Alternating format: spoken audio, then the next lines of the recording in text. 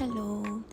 ဒီနေ့ကတော့အရင်တစ်နေ့ကတင်လိုက်တဲ့ဗီဒီယိုလေးမှာကောက်ဆက်လေးအကြောင်းကိုမိထားကြလို့အသေးစိတ်လေးလာပြီးတော့အသုံးပြုပုံလေးနဲ့ဘယ်ဝယ်လေးဆိုတာလေးကိုလာပြီးတော့ပြပြပေးတာပဲဖြစ်ပါတယ်။ကတင်လို့မျိုးကောက်ဆက်လေးတစ်ခါဝယ်တိုင်းကောက်တဲ့ဆက်ကလေးတစ်ခုပါမယ်ပြီးလို့ရှိရင်ဒီ clip လေးနှစ်ခုပါမယ်ပြီးတသေးလေးတစ်ခုပါမယ်ပေါ့နော်။ဝယ်တာကတော့ Suki Cat ဆိုတဲ့ page ကနေပြီးတော့4300နဲ့ discount ရလို့ဝယ်ထားလိုက်တာပါ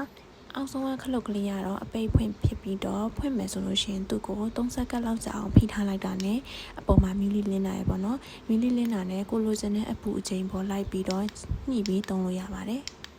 အရင်ဆုံးစပင်ကောက်ဖို့ဆိုလို့ရှိရင်အခုလိုမျိုးစပင်ကိုနှစ်ဖက်ခွဲလိုက်ပါမယ်နှစ်ဖက်ခွဲပြီးတာနဲ့ဒီစပင်တစ်ဖက်ကိုအပေါ်နဲ့အောက်နှစ်ပိုင်းခွဲပေးလိုက်ပါမယ်အဲ့လိုနှစ်ပိုင်းခွဲပေးလိုက်မှစပင်ကောက်ရတာကပိုပြီးတော့လွယ်ပြီးစပင်ရှုပ်တာရပါတယ်မဖြစ်မှာပေါ့နော်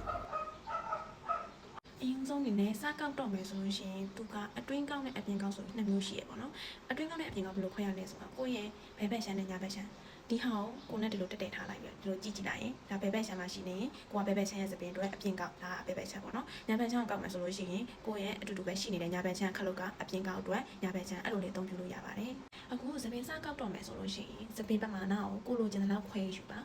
ညီမကတော့ပုံမှန်နည်းနည်းအလိတ်ကလေးကိုပြပြလေးဖြစ်တာကြိုက်တဲ့အတွက်စပင်ကိုများများယူပါတယ်စပင်ကိုများများယူပြီးတော့တည်ချာလေးခွဲပေးထားလိုက်မယ်ပေါ့နော်တခြားစပင်နဲ့မညှိတော့အောင်အဲ့ခါကြလို့ရှိရင်ဒီကောက်ဆက်လေးမှာပါတယ်ထိတ်ကလေးမှာပေါ့နော်စပင်ထိတ်ဖို့နေရာလေးပါတယ်ဒီလိုအဝလေးဟာပေးထားတယ်ကောက်မယ်ဆိုလို့ရှိရင်ဒီလိုအဝလေးတွေကိုစပင်လေးညက်လိုက်ရပြီညက်ပြီးစောနာပြောတဲ့ခလုတ်ကလေးကိုလိုချင်တဲ့အတွင်းကောက်လားအပြင်ကောက်လားပေါ့နော်အတွင်းကောက်လိုချင်ရင်ကိုရဲ့ဘယ်ဘက်ရှမ်းမှာရှိတဲ့ခလုတ်ကလေးကိုနှိမ့်လိုက်ရင်စပင်ကသူ့ဘလိုလိုသူဆက်ထဲပါသွားလိမ့်မယ်ပေါ့နော်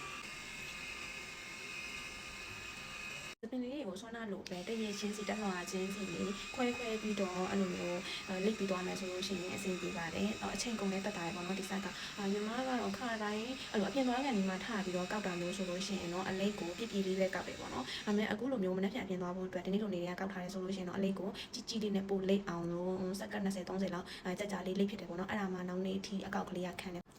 ဒီဘက်တစ်ဖက်ရပြီဆိုတော့ညာဘက်ချမ်းအောင်လည်းအစောနာပြောသလိုမျိုးကိုယ့်ရဲ့ဒီဘက်ညာဘက်ချမ်းမှာရှိတဲ့အပြင်ကောက်ခလုတ်ကလေးနဲ့ပဲဆက်ပြီးတော့ကောက်ပေးလိုက်ပါမယ်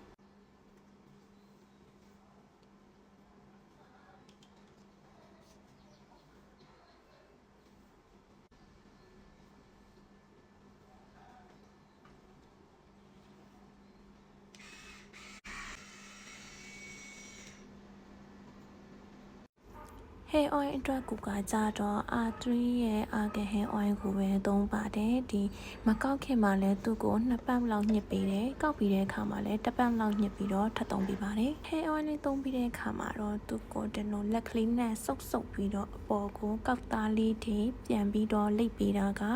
ကောက်သားလေးပို့ပြီးတော့ကြာချိတ်ခံတယ်ပို့ပြီးတော့လည်းလှတယ်ပေါ့နော်အခုကောက်တာဆိုလို့ရှိရင် hair spray လည်းမသုံးထားဘူး hair oil လေးတစ်ခုပဲသုံးထားရပေါ့နော်ဒီကောက်တာကဘယ်လောက်ထိခံလဲလို့မင်းနေကြလို့ညီမအတွက်ကတော့2ရက်လောက်ကတလေးခံနေပေါ့နော်ပထမတစ်ရက်လိပ်ပြီးချင်းမှာတော့ကောက်တာကထင်ထင်ရှားရှားလေးပေါ်ပြီးနောက်ရက်မှာတော့ပြပြလေးနဲ့ပိုလှတယ်ပေါ့နော်